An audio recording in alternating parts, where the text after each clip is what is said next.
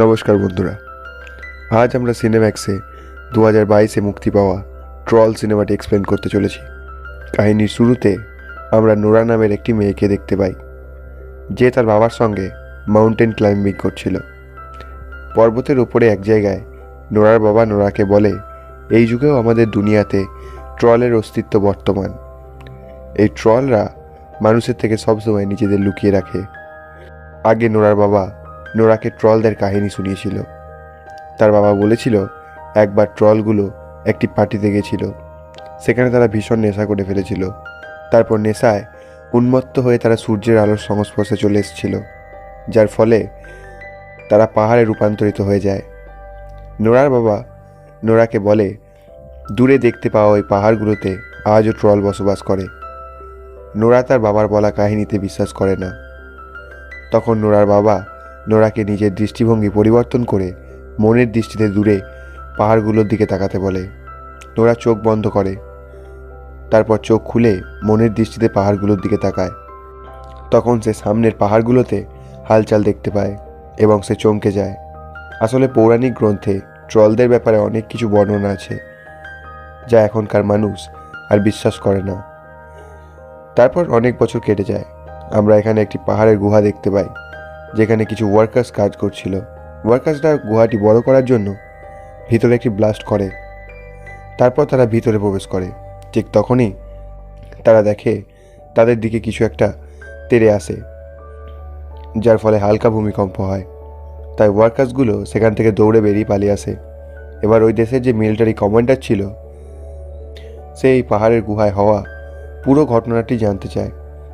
তাই সে দেশের কিছু মান্যগণ্য ব্যক্তিদের নিয়ে একটি মিটিং ডাকে, যে মিটিংয়ে নোরাকে ডাকা হয়। সেই ছোট্ট নোরা এখন অনেক বড় হয়ে গেছে। এখন নোরা একজন বৈজ্ঞানিক। সে পুরনো যুগে যেসব জীব বসবাস করত, মাটির নিচে তাদের দেহবাসেস খুঁজে বের করে। নোরা যখন মিটিংয়ে যায়, তখন সেখানে উপস্থিত সবাই সেই পাহাড়ে ঘটে যাওয়া ঘটনার ফুটেজ দেখছিল। সবার মতে এটা একটা ভূমিকম্প ছিল, কিন্তু নোরা বলে সে হেলিকপ্টার থেকে এই এলাকায় বিরাট পায়ের ছাপ দেখতে পেয়েছে। নোরার কথা শুনে সবাই হাসাহাসি করে। তখনই সেখানে একটি মেয়ে আসে ও গুহার মধ্যে হওয়া ঘটনার একটি ফুটেজ দেখায়। সেই ফুটেজ দেখে সবাই অবাক হয়ে যায়, কারণ সেখানে তারা একটি বিরাট বড় দৈত্যাকার কিছু লক্ষ্য করে। তারপর আমরা নদীর ধারে বসবাসকারী এক বৃদ্ধ দম্পতিকে দেখতে পাই, যারা ডাইনিংয়ে বসেছিল। বাইরে তাদের পোষা কুকুর জোরে জোরে ডাকতে শুরু করে,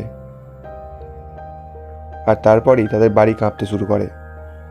তারা প্রাণের ভয়ে দৌড়ে বেসমেন্টের আশ্রয় নেয়। বেসমেন্ট থেকে তারা বাড়িতে বিরাট আলোড়ন শুনতে পায়। তার কিছুক্ষণ পরে সব থেমে গেলে তারা দেখে এই আলোড়নের ফলে তাদের বাড়ি ভেঙে নষ্ট হয়ে গেছে। এই কেসটি স্টাডি করার জন্য নোরা আর তার বন্ধু এবং প্রধানমন্ত্রীর অ্যাসিস্ট্যান্ট অ্যান্ড্রিয়াস সেখানে পৌঁছায়। সেখানে পৌঁছে তাদের ক্যাপ্টেন ক্রিসের সঙ্গে পরিচয় হয়। ক্যাপ্টেন তাদের জানায় নদী পেরিয়ে আসা বিরাট কোনো জিনিস এসে এই বাড়িটি নষ্ট করে দিয়ে গেছে। সেখানে বিরাট বড় বড় পায়ের ছাপ ছিল, যা সামনে 3 কিলোমিটার পর্যন্ত লক্ষ্য করা যাচ্ছিল।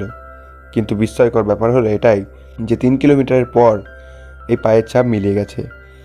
সবাই ভেবে আশ্চর্য হয়ে যায়, এত বড় একটা জিনিস কোথায় গিয়ে হারিয়ে গেল। নোরা অ্যান্ড্রিয়াস আর ক্যাপ্টেনকে তার বাবার কাছে নিয়ে যায়, কারণ তার বাবার চিন্তাভাবনা সারা দুনিয়ার চেয়ে আলাদা। এছাড়াও তার বাবা পাহাড় পর্বত এবং ট্রলদের উপর অনেক গবেষণা করেছে। নোরা যখন তার বাবার কাছে যায়, তখন দেখে আজও তার ঘরে বিভিন্ন ট্রলের ছবি লাগানো আছে, যা আজ দুনিয়া বিশ্বাস করে না।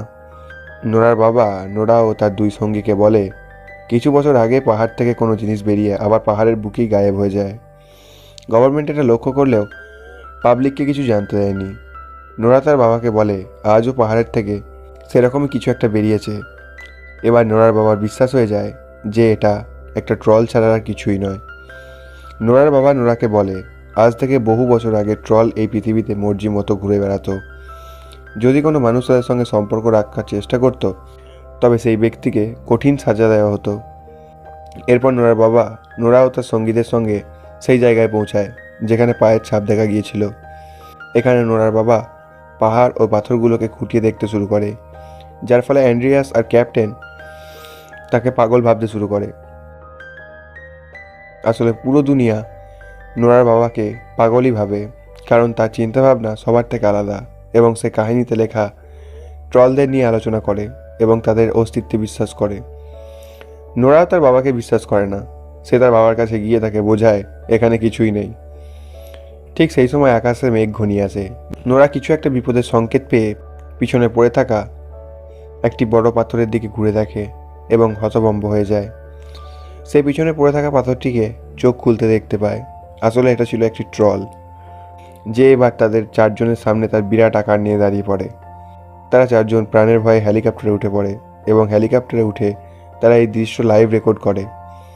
এদিকে মিটিং রুমে থাকা প্রধানমন্ত্রী সহ বড় বড় অফিসাররা এই রেকর্ডিং দেখতে পায়। এবার তাদের সবার বিশ্বাস হয় যে এটি একটি বিরাট আকৃতির পৌরাণিক দানব এবং এটি ভীষণ বিপজ্জনক। নোরা সেখানে পৌঁছায় এবং বলে, আমি এই দৈত্যাকার জন্তুটির ওপর স্টাডি করতে চাই। তখন প্রধানমন্ত্রী তাকে বলে, এত সময় নেই, এটা দুনিয়ার জন্য বিরাট একটি বিপদ। এখানে তোমার কাজ শেষ হয়ে গেছে, এবার মিলিটারি নিজের কাজ করবে। মিলিটারি তার টিম নিয়ে ট্রলের ওপর হামলা করার উদ্দেশ্যে বেরোয়। নোরা ক্যাপ্টেন ক্রিসকে তাদেরকে সঙ্গে করে নিয়ে যাওয়ার অনুরোধ করে। যদিও ক্যাপ্টেনের তাদেরকে নিয়ে যাওয়ার অনুমতি ছিল না, তাও সে তাদেরকে সেখানে নিয়ে যায়।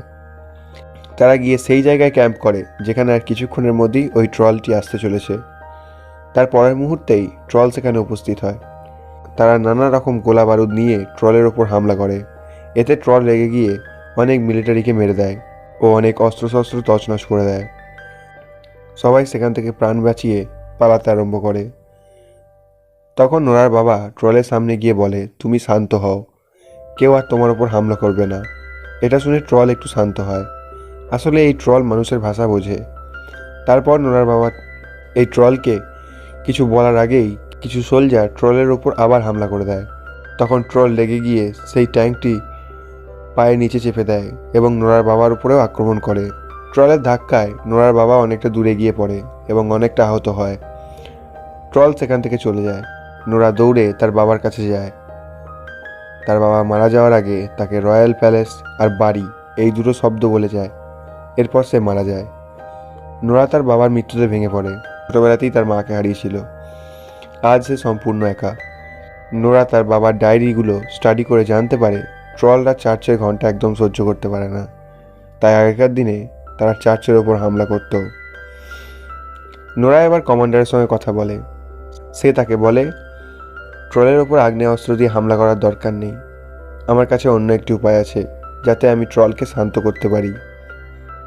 নোরাকে উপর থেকে পারমিশন দেওয়া হয়।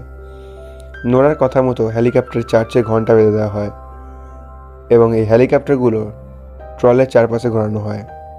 ঘন্টার আওয়াজ সহ্য করতে না পেরে ট্রল ওই হেলিকপ্টারগুলোর ওপর অ্যাটাক করে। আর এসবের মধ্যেই একটি বাচ্চার প্রাণের ওপর হামলা হয়, কিন্তু ট্রল তার প্রাণ বাঁচায়। পুরো দুনিয়া এটা দেখে ভীষণ আশ্চর্য হয়ে যায়। হেলিকপ্টারগুলো নষ্ট করে ট্রল সেখান থেকে চলে যায়। যেহেতু নোরা তার প্রজেক্টে ফেল হয়ে গেছিল, তাই নোরাকে এই প্রজেক্ট থেকে সরিয়ে দেওয়া হয় এবং ঘোষণা করা হয় ট্রলের ওপর বিরাট বড় বড় মিসাইল দিয়ে হামলা করা হবে, যার জন্য পুরো শহর খালি করা হয়। নোরা বুঝতে পারে না সে কী করবে। তখনই তার বাবার বলা শেষ শব্দটি মনে পড়ে যায়, যেটা ছিল রয়্যাল প্যালেস। নোরা আন্দাজ করে ট্রল ওখানেই যাবে। সে তার সঙ্গী অ্যান্ড্রিয়াসকে নিয়ে রয়্যাল প্যালেসে যায়। সেখানে তাদের সঙ্গে কিংয়ের চিফ মিনিস্টারের সঙ্গে দেখা হয়। নোরা চিফ মিনিস্টারকে বলে, হতে পারে ট্রল এখানে হামলা করতে আসছে। যদি এমনটাই হয় তবে এর পিছনে কোনো না কোনো একটি রহস্য লুকিয়ে আছে। চিফ মিনিস্টার বলে, পুরাণে লেখা আছে যদি কোনো রাজপ্রাসাদ অন্য একটি রাজপ্রাসাদের উপর তৈরি করা হয় তবে তা ভীষণ মঙ্গলের ব্যাপার। আর এই জায়গাটা যেখানে কিং প্যালেস এখন বর্তমান, সেখানে আগে ট্রলদের বসতি ছিল, যেখানে ট্রলদের রাজা বসবাস করত। কিন্তু এখানকার রাজা সেই সব ট্রলগুলোকে হত্যা করে তাদের বসতির ওপর নিজের প্যালেস বানানোর জন্য। কিন্তু রাজা ট্রলদের একটি বাচ্চাকে ছেড়ে দেয় এবং তাকে দূর পাহাড়ের মধ্যে তাড়িয়ে দেওয়া হয়। এটা সেই ট্রলেরই বাচ্চা যে কয়েকশো বছর পর ঘুম ভেঙে জেগে উঠেছে এবং সে ঘরে ফিরতে চায়। এরপর চিফ মিনিস্টার তাদেরকে একটি গুপ্ত জায়গায় নিয়ে যায়, যেখানে বিরাট বড় বড় হাড় কঙ্কাল রাখা ছিল। আর এগুলো ছিল কয়েকশো বছর আগে হত্যা করার সেই ট্রলদের কঙ্কাল। এরপর নোরা একটি ট্রলের কঙ্কালের ওপর ইউভি টর্চ মারে, যার ফলে কঙ্কালটি পাথরে রূপান্তরিত হয়। নোরার তার বাবার বলা কাহিনী মনে পড়ে যায়। ছোটবেলায় তার বাবা বলেছিল ট্রলেরা সূর্যের আলোর সংস্পর্শে এলে পাথর হয়ে যায়। সে ক্যাপ্টেনকে ফোন করে এবং বলে তার কাছে ট্রলকে হারানোর একটি ভালো উপায় আছে। নোরা ক্যাপ্টেনকে অনেক ইউভি লাইটের ব্যবস্থা করতে বলে এবং সে জানায় ট্রলকে কোনো একটি ফাঁকা জায়গায় নিয়ে আসতে হবে, কারণ কেউ চায় না শহরে মিসাইল হামলা হোক, কারণ এতে অনেক ক্ষয়ক্ষতি হবে। নোরা ও তার বন্ধু অ্যান্ড্রিয়াস গাড়িতে একটি ট্রলের মাথার খুলি বেঁধে নেয়। এটা দেখে ট্রল তাদের গাড়ির পিছন করে। নোরা যখন গাড়ি থামায় তখন ট্রলের খুলিটি গাড়ি থেকে পড়ে যায়। ট্রল সেটিকে হাতে নিয়ে ইমোশনাল হয়ে যায়, কারণ এই পৃথিবীতে সে সম্পূর্ণ একা। হঠাৎ ট্রলের হাত থেকে খুলিটি পড়ে যায় এবং ভেঙে যায়। এবার ট্রল ভীষণ রেগে যায়। সে বেপরোয়াভাবে নোরার গাড়ির পিছনে ধাওয়া করে। এদিকে মিসাইল লঞ্চ করার সময়ও ঘনিয়ে আসে। অ্যান্ড্রিয়াসের বন্ধু ওই ডিপার্টমেন্টেই থাকে যেখান থেকে মিসাইল লঞ্চ হবে। অ্যান্ড্রিয়াস তার বন্ধুকে পুরো সিস্টেম হ্যাক করে জ্যাম করে দিতে বলে। তার বন্ধু সেটাই করে, ফলে যখন মিসাইল ছাড়ার সময় হয় তখন মিসাইল অ্যাক্টিভেট হয় না। এদিকে আমরা নোরাকে দেখতে পাই। সে অ্যান্ড্রিয়াসের সঙ্গে গাড়িতে করে পালাচ্ছিল। এবার নোরা সেই জায়গায় পৌঁছে যায় যেখানে ক্যাপ্টেন অনেক ইউভি লাইট নিয়ে ট্রলের অপেক্ষা করছিল। ট্রল এত দূর এসে নোরার গাড়িতে আক্রমণ করে, কিন্তু নোরা আর অ্যান্ড্রিয়াস লাফিয়ে নেমে পড়ে এবং প্রাণে বেঁচে যায়।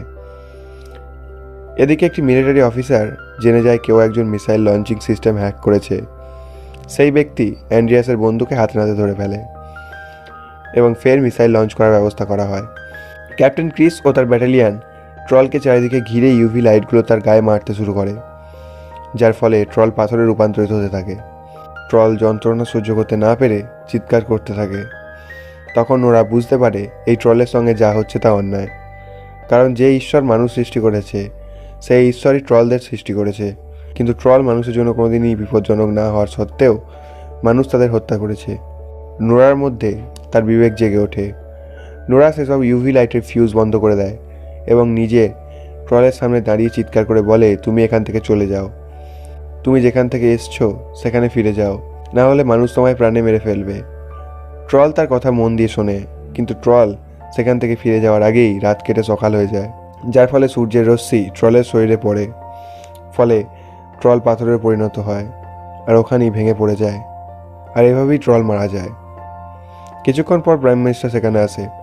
প্রাইম মিনিস্টার নোরার কাছে স্বীকার করে তার বাবার বলা কাহিনীগুলো মন গড়া নয়, সব সত্যি। কিন্তু নোরা ও অ্যান্ড্রিয়াসের ট্রলের কথা ভেবে মন খারাপ হয়ে যায়। অ্যান্ড্রিয়াস একজন সরকারি কর্মচারী ছিল। সে তার কাজ ছেড়ে দেয়।